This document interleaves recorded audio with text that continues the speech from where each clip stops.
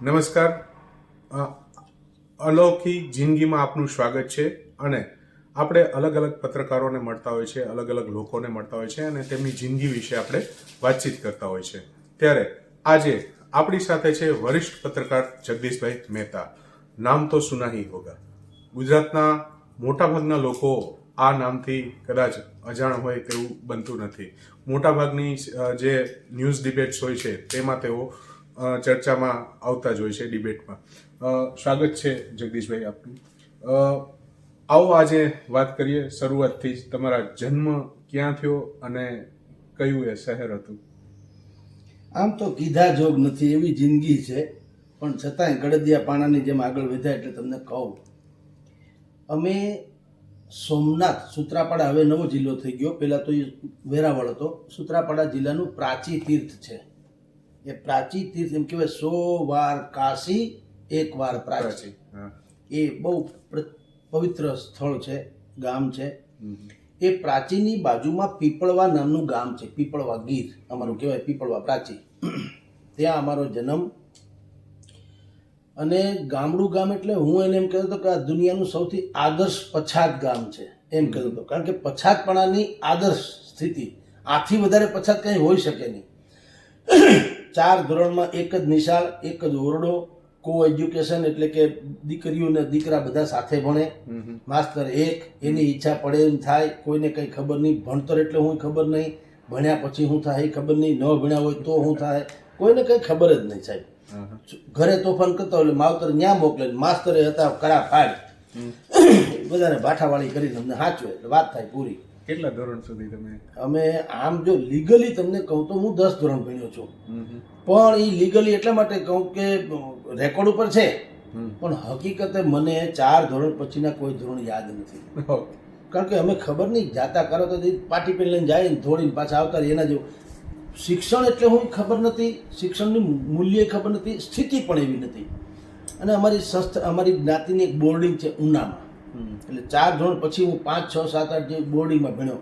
એ ધન્ય હો કે બોર્ડિંગમાં ₹1 ટોકનથી ભણાવતા હતા, રોજનો રૂપિયો ભાવ. એટલે ચાર્જ, ફી, રહેવા કરવાનું બધું, જમવા કરવાથી માંડીને બધું રોજનો ₹1. એ અમારી માતૃ સંસ્થા કયો હતો. એ નાથળિયા ઉનેવાળ બ્રાહ્મણ બોર્ડિંગ ઉના પાસે છે. અને એની બોર્ડિંગ છે, એની બે બાજુ, આ બાજુ પ્રાથમિક શાળા, આ બાજુ હાઈસ્કૂલ, એના દેલવાડા રોડ ઉપર આવેલી છે. એ હાઈસ્કૂલ છે શાહ કે સમથિંગ HD હાઈસ્કૂલ. હા. તો એ હાઈસ્કૂલમાં અમે પછી અહીંથી પ્રાથમિક શાળાથી માંડી. પણ ત્યારે નવનિર્માણના આંદોલન ચાલતા હતા અને શ્રીમંતભાઈ પટેલની સરકાર હશે, અમે નાના નાના હતા. પણ એ બધું જે થયું એને કારણે ભણતર બધું ડખે ચડેલું. અમને અમને વગર પરીક્ષાએ પાસ કરી દીધા હતા. પછી 8મામાં ગયા ને પછી કંઈક કોકની ચોપડાના પૈસા ન હોય, કંઈ ફલાણું ન હોય, અમે ગાંડા જેવા હતા, બુદ્ધિનો છાંટો નહોતો, માસ્તર કાઢી મૂકે, એવું બધું હાલતું કમઠાણ. એમ કરીને તે દિવસે કંઈ નાપાસ નહીં કરવાની પરિસ્થિતિ હશે એટલે અમે પાસ થઈ ગયા.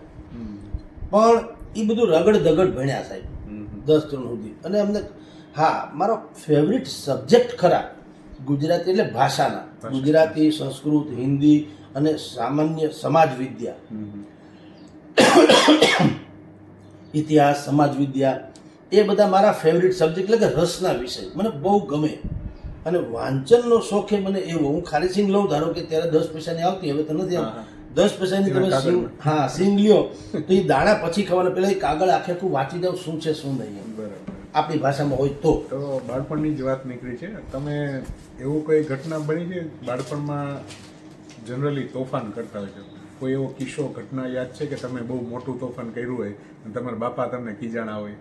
જો બાપા તો આ બેઠા મારી તોડી નાખ્યા છે ભૂતકાળ, જાતિ સ્વભાવ. પણ સૌથી મોટી તમને વાત કરું, મારા જેવો સહનશીલ આપણા કુટુંબમાં કોઈ નહીં હોય એવું છે. શું તમને બતાવું? કેટલા ભાઈઓ તમે? અમે 5 ભાઈઓ, પણ 5એ એ ભગવાનની દયા, સમજી લો. ભણવામાં રામવાલા. અમે 3 છોકરા હતા ત્યારે ભણવા યોગ્ય, બાકી બધા છોકરા તમારાથી બહુ નાના છે. તો થતું તો શું કે 3 ભાઈઓ અમે ભણતા ને, એ ઓલા 2 છે એ માથા ભારે, એ કાંઈ લેસન બેસન કરે નહીં. સાહેબ ગમે એટલા આપે, લેસન ભયંકર આપતા. 1 થી 20 અને કક્કા બારાકડી એ 20 વખત લખવાની. હવે એનો પૂરું જ ન થાય કોઈ. તમે 1 દબાવો, 2 દબાવો, તમે નથી આલ્યા કરતું, તમે જિંદગી આખી એમ. એ કોઈ દી પૂરું જ થાય નહીં. હવે એ મારું તો હું પૂરું ન કરી શકું, મારા બે ભાઈઓ હતા એ માથા ભારે, એ લખે નહીં તો એ બધું પાછું મારે લખવાનું. ત્યાં એવો નિયમ હતો સાહેબનો, અને એ ઊભે ઊભે, હું તો ઊભે ઊભે જ ભણ્યો છું. દિવાલ પાસે ઊભું રહેવાનું એક પગે અને લખવાનું. અને એ સજા એવડી થઈ સાહેબ, અને મને મારતા ને, અમારા સાહેબ તો બહુ હતા, અમારા ગૌરીશંકર બાપા, ગૌરીશંકરભાઈ ઉપાધ્યાય, મારી બાના સગા કાકા થાય. પણ એનામાં પાછી એ ક્વોલિટી હતી, એ એના છોકરા નહીં મારતા, એવું નહીં કાપડ. અને અત્યારે તો તમે કોઈને આમ તાપલી અડે તો છાપામાં આવે છે. અમને મારતા જોઈ ગયા હોય તો લગભગ એની ઉપર માનવ વધનો એવો ગુનો નોંધાય એવું મારતા. આ જે તમને જે માહિતી છે ને એના કારણે જ અત્યારે તમને નોલેજ છે. ભયંકર માર્યા એટલે આ સાહેબ તમે અહીંથી લોહી નીકળે, તમે માનશો, આ કાનમાંથી લોહી નીકળી જાય. અને જે તે સમયે મારા ફાધરની પણ રાડ અમારા પંથકમાં આખા જયંતિલાલ જાદવજી મહેતા, તો મારા ફાધરની પર રાડ એટલે કે એ પણ શક્તિશાળી. એ શું કરતા? ખેતી કરતા. પણ રાડ એટલે જેની સીમા નહીં, કારણ કે એ જમાનામાં તો બાહુબલી જેવી વાત હતી. તો એની રાડ એવી કે જો હું શિકાયત કરું કે મને શિક્ષકે માર્યો તો શિક્ષકને મારીને તોડી નાખે, એવી એની ધાક આખા ગામમાં.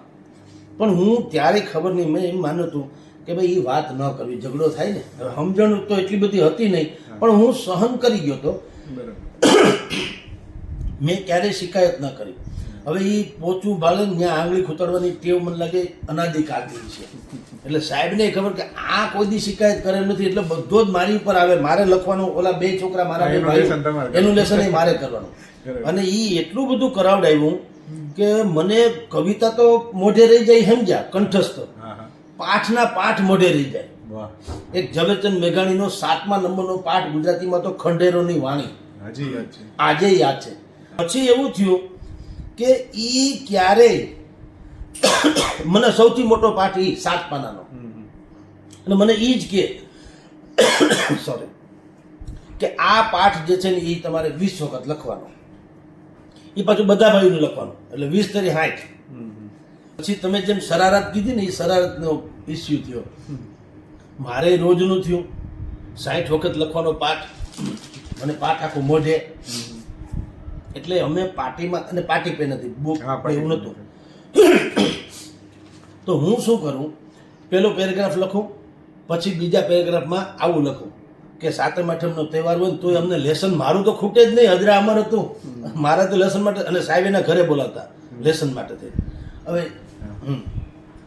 એના ઘરે બોલાવતા એટલે અમને શું થાય, એક તો 7મ 8મ, એના સિવાય મોટો કોઈ તહેવાર નહીં. અને તહેવારની ઉજવણીમાં બીજું કંઈ નહીં, ઘરે પૂરીને વાનવાન ગાંઠિયા બધું બનાવીને બેનું દીકરીઓ આવે, ફઈબાન આમ તે, એની એક મજા. અને બાજુમાં પ્રાચીન નામનું ગામડું, ત્યાં મેળો ભરાય, હાલીને જવાનું, હાલીને આવવાનું. મેળામાં વાપરવાના 8 આના રૂપિયો આપતા, પણ તઈ 8 આના બહુ થઈ જતા.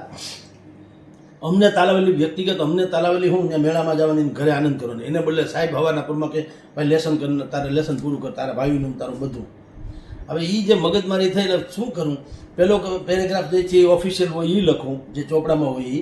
અને પછી બીજા પેરેગ્રાફથી હું મારી પીડા વ્યક્ત કરું કે સાહેબને બુદ્ધિ નથી, મને હેરાન કરે છે ને આમને તેમને, અત્યારે બધા કેવા મજા કરે, બધા છોકરા લેર કરે છે ને આમને તેમ.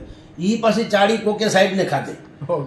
કોકે કીધું આ ઉલ્લુ બનાવે છે, ઓલો વિશ્વાસ લખેલો હોય પછી એવો જવાનો નથી. અને 4-5 છોકરા હતા, બે બધા હોશિયાર. એક વસંત કરીને છોકરો હતો, બરાબર, એક હેમંતભાઈ હતા મિસ્ત્રી, હેમંત લાખા સુદ્રા, એક કડવા જાદવ, એક જાદવ ભીખા, આવા 4-5 છોકરા હતા. એ બધા બહુ હોશિયાર હતા, ખરા અર્થમાં ભણતા હતા. હું તો કહુલે હતો.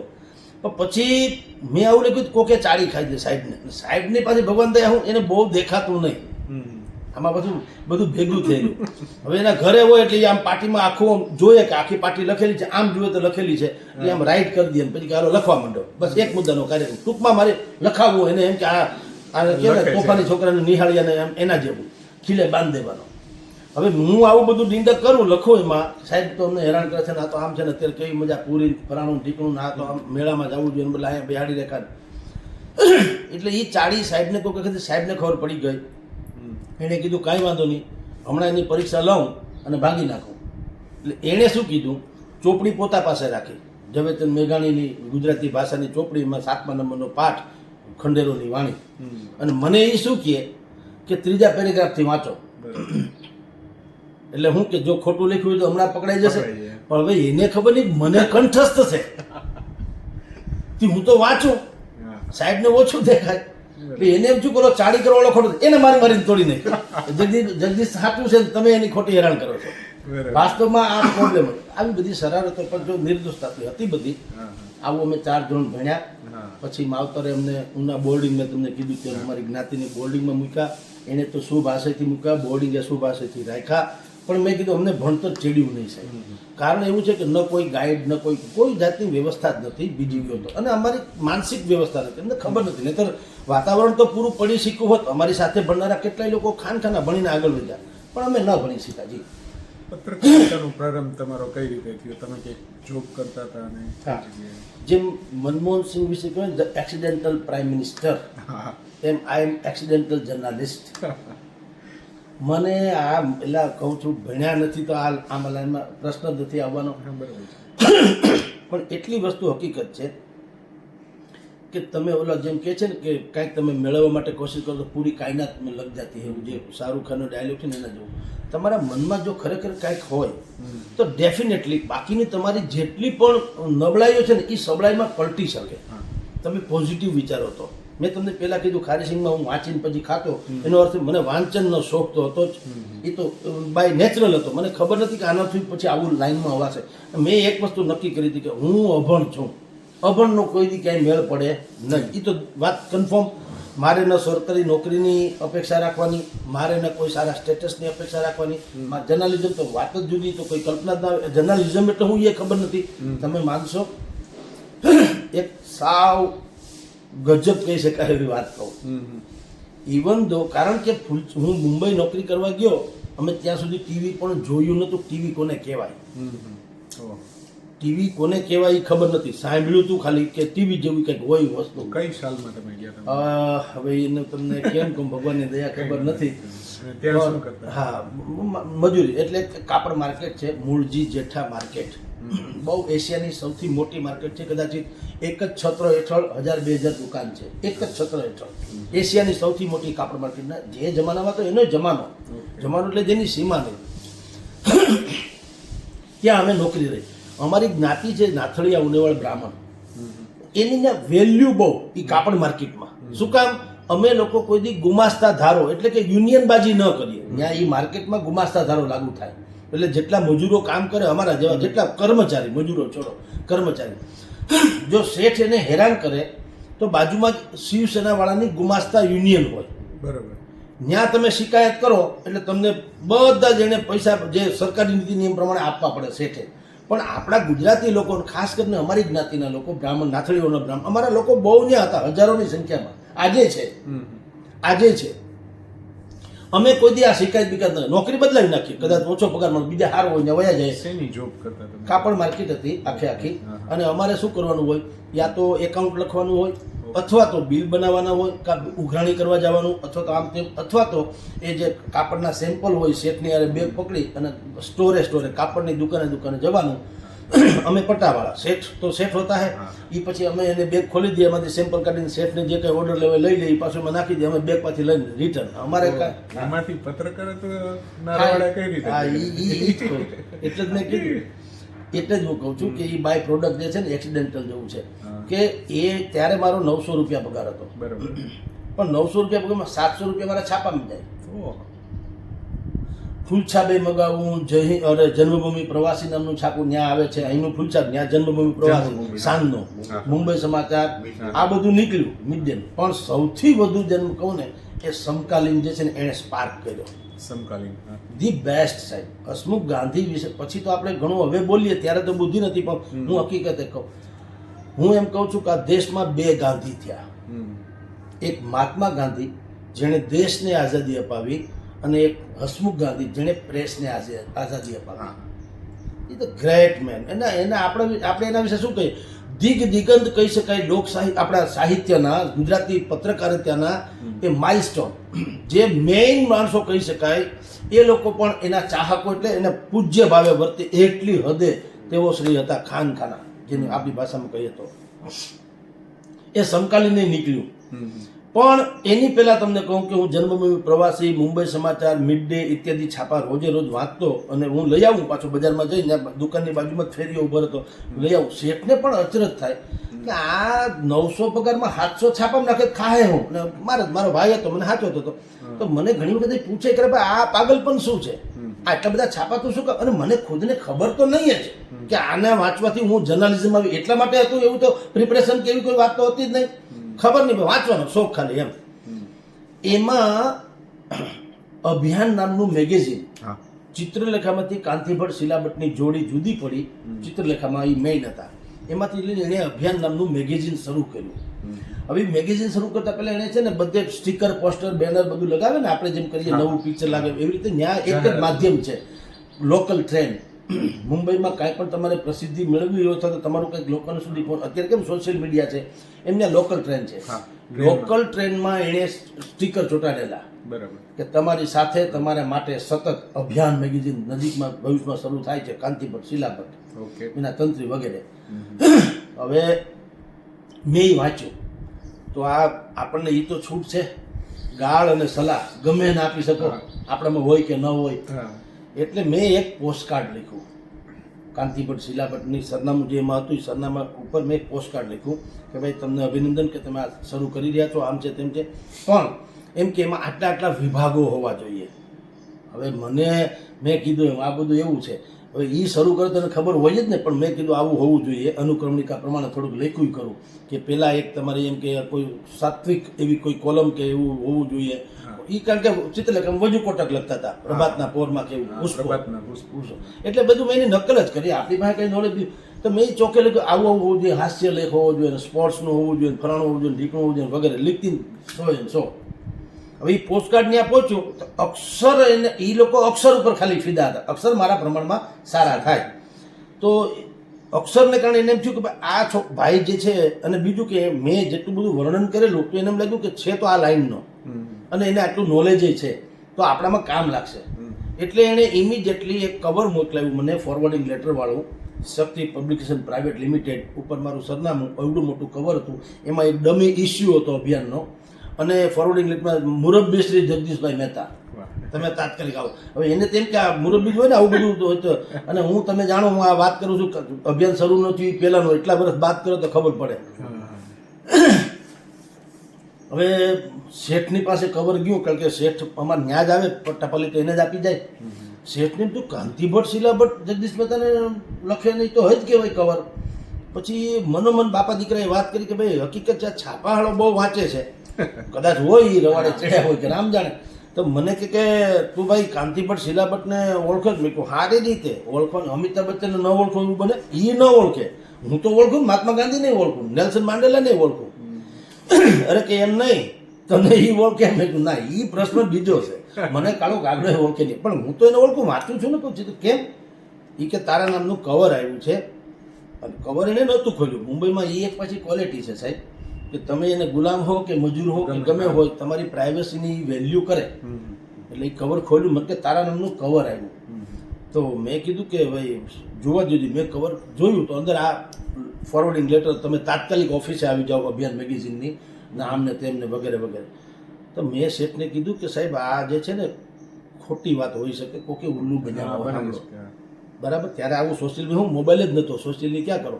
પણ મેં કીધું એવડો મોટો માણસ, કારણ કે એ અમિતાભ બચ્ચન કહેવાય ગુજરાતી પત્રકારિતાનો, તમે જે એવડા મોટા માણસ આપણને આવું મુરબ્બી, પહેલાં તો હું ક્યાં મુરબ્બી જવું, તમે જુઓ તો છો મને ના, અહીંયા મારે પોતા મારવાના છે, ગાદી સાફ કરવાની છે, માલ લેવા જવાનું.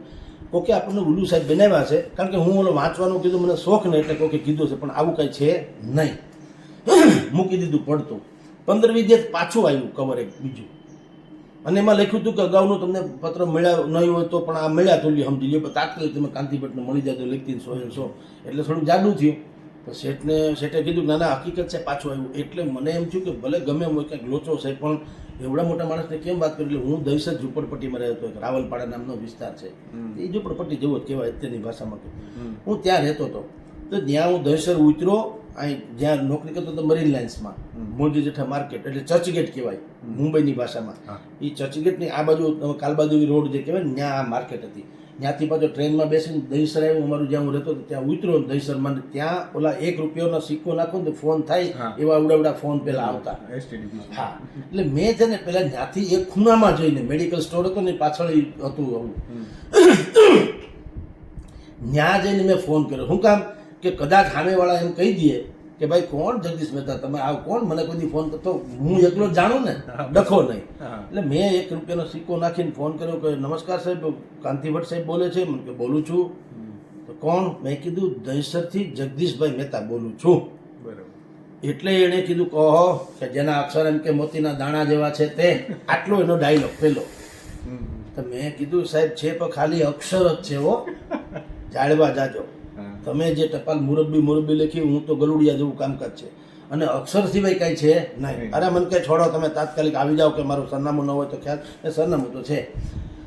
હું બીતો ત્યાં ગયો અને મેં કાંતિ ભટ્ટને હિંડોળે હિંચકતા જોયા, એના શક્તિ પબ્લિકેશન પ્રાઇવેટ લિમિટેડના માલિક ગયો કે જે ગયો તે ઓનર. એટલે મેં કીધું કમિંગ સર, એટલે એને કીધું આવો. એનો પાછો નિયમ, કાંતિ ભટ્ટ હોતા હે. હા. એ તો અગાસી ગેલેરીમાં આમ રોડ ઉપર હિંચકતા હતા, મને એની પીઠ જ દેખાય, દરવાજો પાછળ હતો. મેં કીધું કમિંગ સર આવો, કારણ કે એને જ કાંઈ ભગવાનની દયા ફકીર માણસ હતા.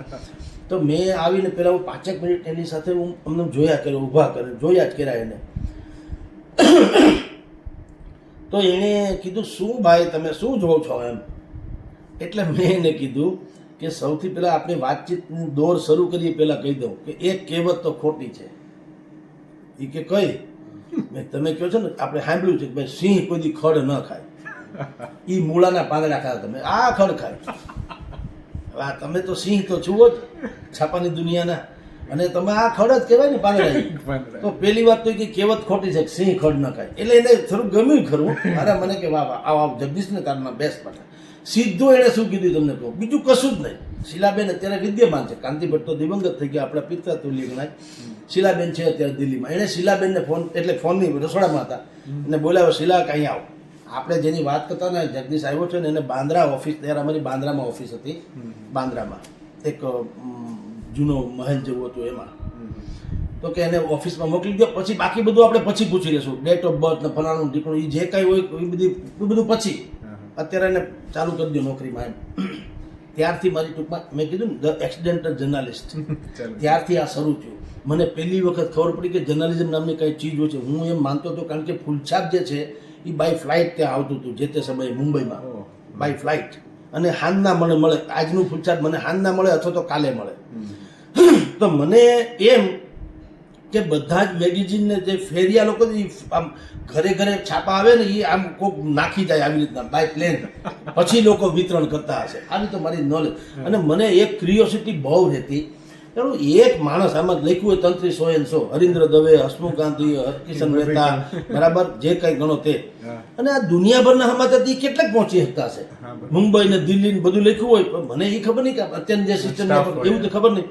મેં કીધું એક માણસ દિલ્હી, અમદાવાદ, કલકત્તા, મોસ્કો, માંડવી, કચ્છ, ભુજ, જાફરાબાદ, જુનાગઢ, પાકિસ્તાન, તમે ક્યાંના સમાચાર નથી, માણસ પહોંચતા ક્યાં હશે? કારણ શું છે કે મને રેસીપીથી તો અજાણ હતો, મારે તો એ ખબર જ નથી. એમ પછી પહેલી વખત અભિયાન મેગેઝિનમાં આવ્યો, અને હું ત્યાં VVIP પટાવવાનો, કારણ કે કાંતિ ભટ્ટનો ચહીતો માણસ. મારી પાસે કોઈ પાણી ન માગે, બાકી પોસ્ટ પટાવાળા જેવી જ, પણ પાણી ન માગે. શું કામ કે કાંતિ ભટ્ટનો માણસ આમ જુઓ તો. એટલે થોડાક સમય રહ્યું, પછી હું એમાં એડિટોરિયલ ડિપાર્ટમેન્ટમાં કામ કરવા માંડ્યું, અને ત્યાંથી ધીરે ધીરે શરૂ થયું. પણ સારા લોકોનો સંગાત થયો. ભીખેશ ભટ્ટ એ અમારા સંપાદક હતા, હસમુખ બારોટ એ પણ અમારા ડેસ્ક એડિટર જેવા કહો તો એ હતા. બાકી અત્યારે જે નામો અત્યારે ધ્રુવ તારકની જેમ ચમકી રહ્યા છે, સૌરભભાઈ શાહ છે, વિક્રમ વકીલ છે, આ બધા જે હતા તમારી જાણખાતર, એ બધા જ લોકોની સાથે મેં આમ જુઓ તો કામ કર્યું. હું તો મેં કીધું પટ્ટાવાળો હતો, આ લોકો તો બધા મહાન પત્રકારો હતો જે તે સમયના, પણ એની સાથે કામ કરવાનો કમસે કમ મોકો મળ્યો. ચંદ્રકાંત બક્ષી, અનિલ જોશી, હમણાં જે દેવ થઈ ગયા અનિલ જોશી, હસમુખ ગાંધી તો હસમુખ ગાંધી હોતા હે, એ તો અમારો, મેં કીધું ને અમારા બધાને, મારા તો છે પણ બધા જ જેટલા પત્રકારો હતા, શિરમોર, એના પણ આઇકોનિક હસમુખ ગાંધી. એટલે આવી રીતે અમારી જર્ની જર્નાલિઝમની શરૂ થઈ. જી, અત્યારે તમારા ઘણા બધા ઇન્ટરવ્યુઝ આવે છે, એમાં તમે બિંદાસ બોલતા હોય છે, ક્યારેય તમે દબાણ કે ધમકી કે એવું કંઈ આવેલું છે? હા ભાઈ, તો આવ્યું છે, અનેક વખત સામનો આવ્યું કરવો છે. હા, પડે. બિલકુલ આવ્યું છે. પણ શરૂઆતમાં આપણને એમ લાગતું હતું કે ભાઈ આપણે શું કામ આવું કરવું જોઈએ એમ, કારણ કે આપણો કોઈ ઇન્ટેન્સ જે છે યા તો હાવી થઈ જવાનું નથી, યા કોઈને નીચા પાડવાનું નથી. કાનો મેથલીમાં રેન કાનો ભાળે એવું કે આપણો આ સિદ્ધાંત છે જર્નલિઝમનો, કે ભાઈ જે છે તે. અને હું એમ માનું છું કે ભાઈ દરેકને સત્ય જાણવાનો અધિકાર છે ને આપણી ફરજ છે છાપાના મીડિયા તરીકે. મને નરેન્દ્ર મોદીની સરકાર ગમે એટલે મારે એના વાજિંત્રો વગાડવા, સોરી એ ધંધો નહીં, મને ગમે છે મારે મત આપ્યા હોય, ગમતા હોય તો. પણ છાપામાં જે હોય તે લખાય, સારું હોય તો સારું પણ લખાય, ભલે લોકો આપણને મોદી ભક્ત માની લે, એ પછી છોછ નહીં રાખવાનો. પત્રકાર એટલે હળી જ કરવી એવું નથી હોતું સાહેબ. પત્રકાર એટલે સમાજને ખરેખર તો શું છે, સાચું ને સારું પીરસવું. એ પછી ગમે ત્યાંથી મળે, બરાબર. સર્વ દિશાઓમાંથી મને મંગલ વિચારો પ્રાપ્ત થાવો, એ જે છે ને, સર્વદા સૌ સુખી થાવો, સમતા સૌ સમાતરો, સર્વત્ર દિવ્યતા વ્યાપો, સર્વત્ર શાંતિ વિસ્તરો. એ જે ગુણ છે એ તો પત્રકારો તો એ જ કરવાનું હોય. એટલે જેને જે લાગે તે એની કેર નહીં કરવાનું. કેટલા લોકો ગાળાગાળી કરે તમને, એટલે રાત્રે આપણા જેવા બોલતા હોય કાંઈ પણ, તો આ ભાઈ આમ છે ને તેમ છે બોલે, તો એ કારણ કે સ્વતંત્રતા છે દરેકને માનવાની. પણ ધાક ધમકીઓ ભૂતકાળમાં બહુ મળી, અનેકો રીતે ગાળાગાળીને. એક વખત તો એક સમાજ વિશે મારે બોલવાનું થયું અને મેં બોલ્યો મારી રીતે, અને પછી આ હવે છે ને એ એક આ તમે સારો ઇસ્યુ તમે સારો ઉપાડ્યો. તમારી જાણ ખાતર એક સોશિયલ મીડિયા ગેંગ જેવું થઈ ગયું છે. હા, એમાં ઘણી છાપામાં તો તમે રદિયો આપીને છૂટી જાઓ. આમાં શું થાય, મેં એક સમાજ વિશેની વાત હતી તો મેં તો વાત તો સાચી જ કરી હતી રાધર, પણ એ લોકોને લાગી એવું. એટલે શું થયું ખબર છે, હવે પછી મેં જોયું કે આ પેટર્ન બધામાં છે, એ સમાજમાં નહીં, બધામાં આ પેટર્ન છે. તમે જેની વિરુદ્ધમાં કે જેને અડી જાય એવું બોલો એટલે એની પાછી આખી એની ગ્રુપ હોય હજારોની સંખ્યામાં. તો એ લોકોએ શું કર્યું, પેલા બધામાં ફોરવર્ડિંગ કરી દીધું હોય મેસેજ, કે બધા જ આને ફોન કરીને મંડો ઠપકારવા. એટલે મંડા ફોન આવવા. પેલા એક બે ફોન મેં રિસીવ કર્યા, પણ હજી એક રિસીવ કરું તો બીજા 20 આવી ગયા હોય, એને રિસીવ કર્યું બીજા 30 આવી ગયા. સમજો કે આ તો સંભવ નથી. પછી ફોન કર્યો આપણે બંધ. ફોન તમે ચાલુ કરો તો ફૂર કરતા વળી પાછા 500 ફોન આવ્યા જ કરે.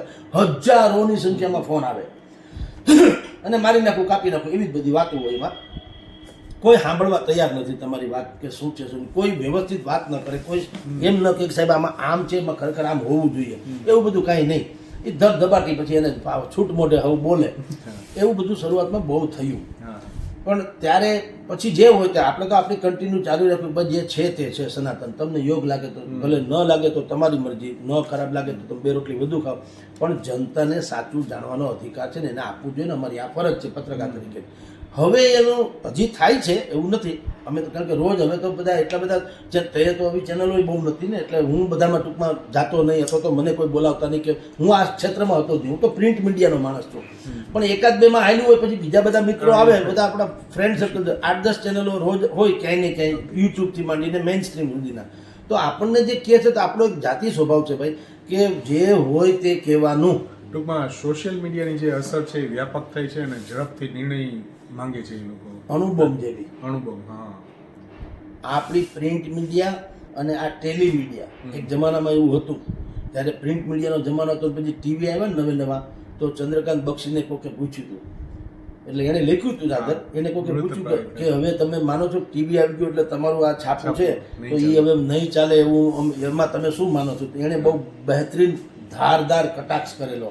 એ 2 રીતે એને તમે મૂલવી શકો. કટાક્ષ એને શું કર્યો કે ના, ક્યારેય છાપાનું મૂલ્ય ઓછું નહીં થાય, કારણ કે ટીવીથી માખીઓ ઉડાડી શકાતી નથી.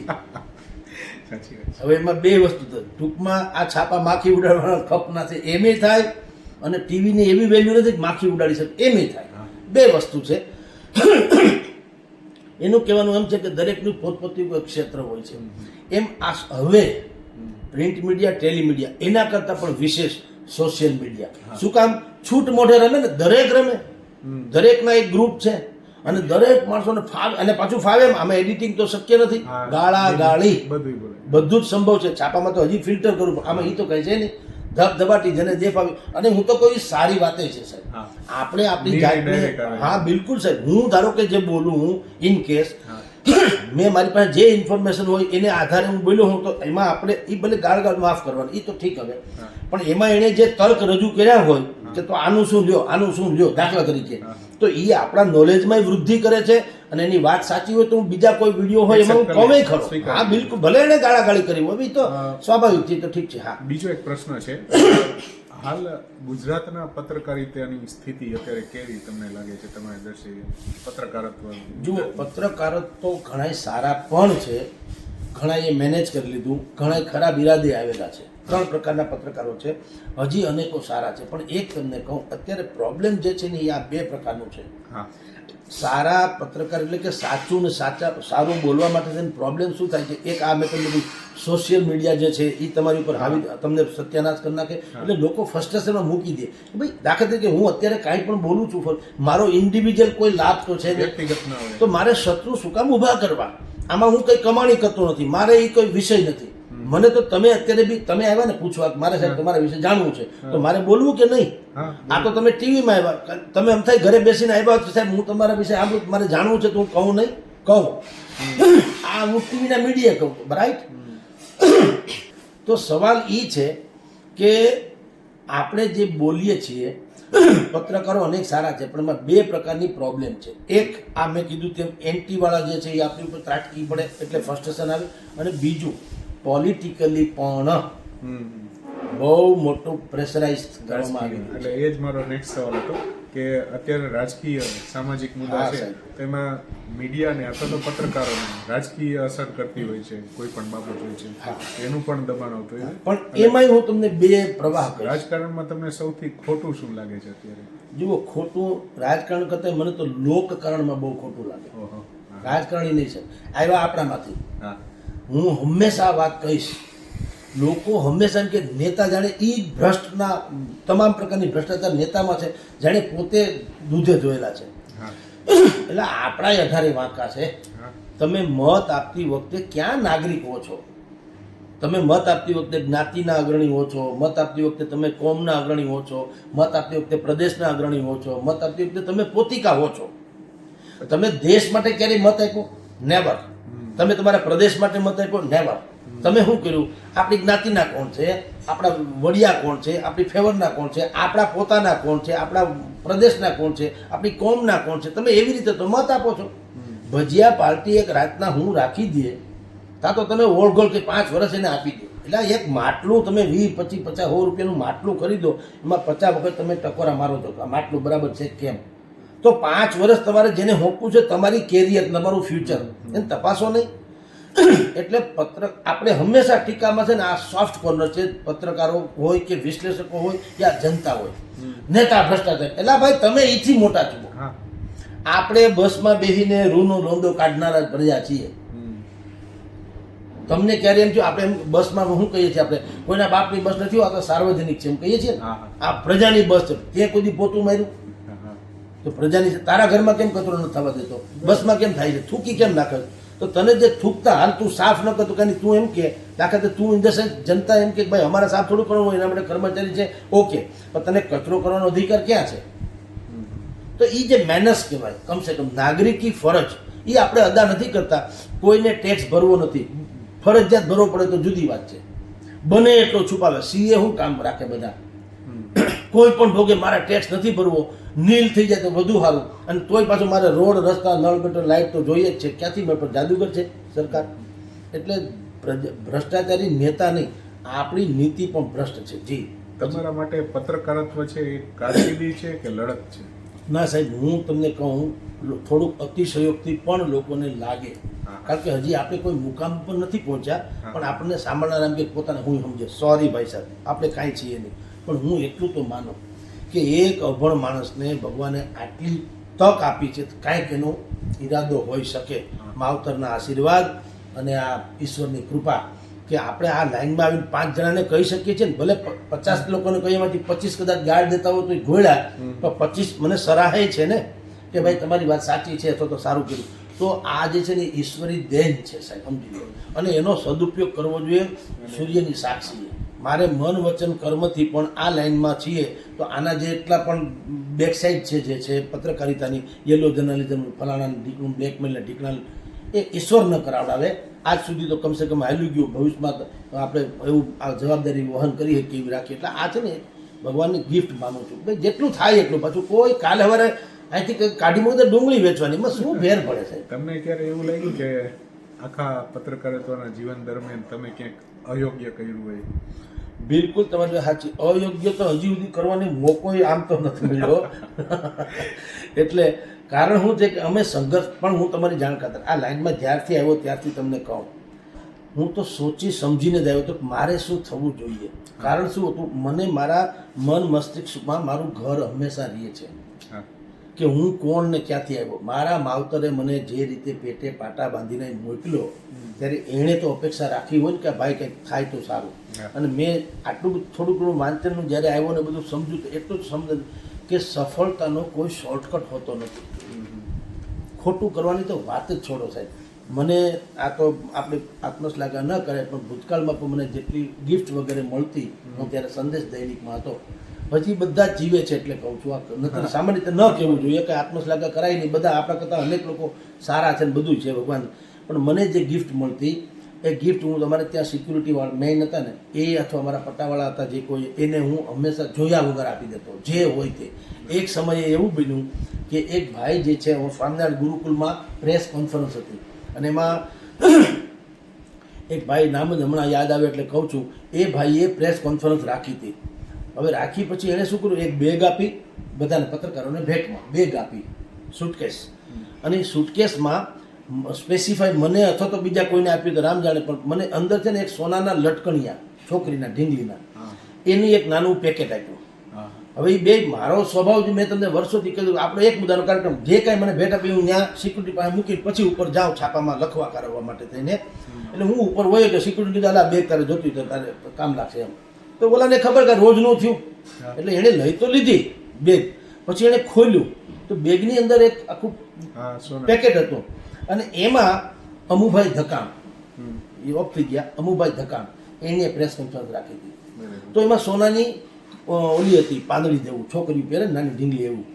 હવે એ તો એને ખુશીથી દરેકને આપ્યું છે ગ્રામ જાણે, પણ મેં આપ્યું એટલે ઓલા ભાઈને સિક્યુરિટીવાળાને એમ થયું કે સાહેબ ભલે બાકી બધું આપી ગઈ સમજ્યા, આ તો સોનાનું છે ને. એટલે એ પાછળ મને કહે કે સર એક મિનિટ પ્લીઝ, સોરી એમ કરીને મારી રજા લીધી મારી વાત કરવાની. એટલે મેં એને કીધું શું છે ભાઈ કયો, કે સાહેબ એક આ બાજુ આવો ને ખૂણામાં. એટલે હું ખૂણામાં ગયો. એણે મને એમ કીધું કે સાહેબ તમે મને બેગ આપી છે એ તો ઠીક છે પણ બેગમાં આ ફલાણી વસ્તુ છે, મેં જોયું તો અંદર શું છે. તો મેં કીધું આ શું છે, કે સાહેબ એમાં સોનાની કડી છે એમ. તો મેં કહું હા તો એ કે એ તો મારે તમને દેવી જોઈએ ને. મેં કહ્યું તારે દીકરી નથી? તો મને કે છે ને સાહેબ, પણ હોના તો હોનાની તારી દીકરી હોનાથી કમ છે? એટલે ભાઈ જે હોય તે મારે એ સાંભળવું નથી, ક્યાં સવાલ છે? તો પહેરાવ એ તારા ભાગમાં છે દીદી, મારે કંઈ સાંભળવું નથી. એટલે આવી રીતે તમે જેમ કહો ને કે કંઈ ખોટું કર્યું, લગભગ હું કામ હું સમજીને જ બેઠો હતો આમાં કે ભાઈ જો કાળું થોડું નથી આવડતું એવું નથી, ખબર નથી આના આડ લાભ લેવાની ખબર નથી પડતી એવું નથી. હું સંદેશમાં 8-9 વર્ષ તો એડિટર કક્ષાએ રહ્યો છું, રાજકોટથી માંડીને ભાવનગર સુધી. નથી આવડતું અને દુનિયામાં લગભગ ઉછીના કજિયા જ લીધા છે આમ કે. હા, કચ્છમાં નહીં, અહીંયા ભાવનગર, રાજકોટ, પછી ગાંધીનગર બ્યુરો ચીફ હતો, અમદાવાદમાં પણ જે મેઇન બ્રાન્ચ છે એમાં હું ફ્રન્ટ પેજ ઉપર હતો. એને ત્યાં 2 પ્રકારના તંત્રી હોય, નેશનલ ઇન્ટરનેશનલ અને દેશી એટલે કે લોકલ. તો પદ્મકાંત સાહેબ ત્રિવેદી કરીને તો એ લોકલના અમારા હતા ઇન્ચાર્જ, અમારા તો સિનિયર મોસ્ટ અને બધી સારી રીતે. પણ આવું બધું હતું, પણ આવડતું તો બધું નક્કી કર્યું હતું કે શોર્ટકટથી પૈસા કમાઈને આબરૂ તમારી જાય ને થૂ કરે સમાજને, પછી એમ કરીને પાછા ઘરે બેસી જવું ને કે વેલ્યુ વગરના રહેવું, કે પછી તપીને પણ 916 માર્કાનું બનવું. બેમાંથી એક નક્કી કરો. મોડું મળશે કદાચ તથાકથિત સુખ, પણ એટલું કહું કે માવતરે આપણા કોલર ઊંચા કરીને નાયકમાં આલી શકવા જોઈએ, હું કોઈકને કંઈક કહી શકવું જોઈએ. આવી એક મનમાં વાત એ કમસે કમ અત્યાર સુધી તો ભગવાન ત્યાંથી થોડુંક હાલ્યું છે, પછી તો જે જાણે. શું તમે ક્યારેય પત્રકારત્વ છોડી દેવાનો વિચાર આવ્યો છે? ના, પણ એટલું હું કહું સાહેબ કે આવું મને કોઈ ઢઢિયો નથી. આજે ટીવીમાં આવીએ કે ચેનલમાં આવીએ કે છાપામાં છું, કાલ સવારે ઉઠીને મને એમ થાય કે મારી પાસે ખાધા જો પૈસા થઈ ગયા હોય અને હું કોઈ એવા કજિયાથી માંડીને એવો કોઈ મને ઢડ્યો નથી મારા પુસ્તક છપાય મને તમે અત્યારે લ્યો છો એમ કોઈ ઇન્ટરવ્યૂ લે મારું છાપામાં આવે ટીવીમાં આવે અરે ભગવાન બચાવ્યો ન આવે તો ઘોડ્યું કરોડો લોકો છે સાહેબ બધું કહેનારા કરનારા મને તો આ ખાલી તક મળી હાલ તુરંત એટલા પૂરતું આપણે કરી લઈએ છીએ કાલ સવારે ઉઠીને બધા પ્રતિબંધ કરી દે કે આ ભાઈને ન બોલાવતું ભાગશાળી હું માવતરના પગ દબાવીએ 2 કલાક વધુ ઈ ને બાપુજીને આપણે બે રાજી રહીએ એ લોકો એટલે આપણો એ સબ એવું છે છોડી દેવાની ઈચ્છા નહીં કે હું આ કાલથી છોડી દઉં હું તો એમ કહું ભગવાન જ્યાં સુધી તક આપે ત્યાં સારી વાત છે બને એટલું સારું કરીએ પણ આ છૂટી જાય અથવા તો છોડવું પડે ખરાબીથી નહીં આમ પણ તો મને કંઈ અફસોસ નહીં સાહેબ યુવા પત્રકારો તો માટે તમારો શું સંદેશ છે સાહેબ આમ તો આપણે હવે લાયક નથી સંદેશો આપવા સુધીના પણ આમ એટલું કહું સાહેબ જેમ મેં પહેલાં વાત તમને કરી એમ કે કઠોર પરિશ્રમનો કોઈ વિકલ્પ નથી અને તમારી જાણ ખાતર આંબે પાકેલી કેરી છે ને એના જેવી મીઠાશ કોઈ તમે ઓલામાં નહીં ફૂડો એને ચાંચ મારે એના જેવી મીઠાશ કોઈ પણ પ્રકારની વખારમાં તમને મળે નહીં આપણને આ યુવા પેઢી જેટલી પણ અત્યારે કામમાં આમાં છે આ લાઈનમાં શું કરે છે બિચારા યા તો એને નોલેજ નથી એટલે અને યા તો પછી એનો શોર્ટકટ અપનાવીને સુખી થઈ જાય ને અત્યારે એક તમને કહું આપણે એની ઉપર ટીકા એટલા માટે નહીં કરીએ દુનિયા પણ એવી છે સાહેબ સમજી લો તમે ગમે તેટલા સજ્જન હો અખંડ આનંદ નામનું મેગેઝિન બંધ થઈ જાય છે અને ફિલ્મ ફેર જે છે એની કોપીઓ વધતી જાય છે આ દુનિયા પણ એ છે ને સમજી લો તો કોઈ શું કામ મરી જાય હવે વ્યક્તિગતમાં આવીએ આપણા તમારા પરિવારમાં અત્યારે કોણ કોણ છે અમે મારા ફાધર છે વિદ્યમાન છે જયંતિલાલ દાદુજી મહેતા અને મારા મધર ઓફ થઈ ગયા પણ મારા 5 ભાઈ ને 3 બેન બધા અમે લોકો પરિવાર છીએ આ રીતે અને એ 5 ભાઈઓમાં એક ભાઈ જે છે ને ગામડે ગામ અમારે જ્યાં હું જન્મો છું એ પીપળોમાં દુકાન છે બીજા ભાઈ છે એ અલગ જગ્યાએ દીવમાં રહે છે